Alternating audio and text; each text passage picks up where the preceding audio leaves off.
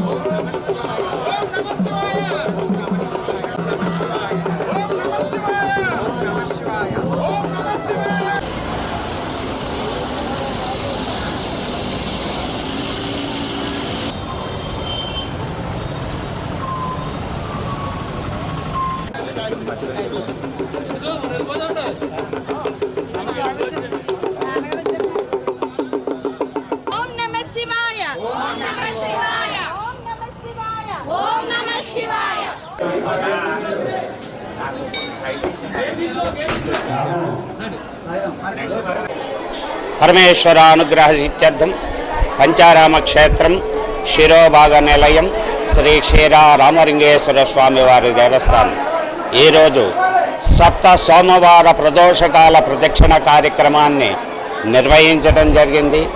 అతి జయంగా అతి శుభప్రదముగా భక్తులు 50 మంది పాల్గొని ఈ కార్యక్రమాన్ని దిగ్విజయం చేశారు.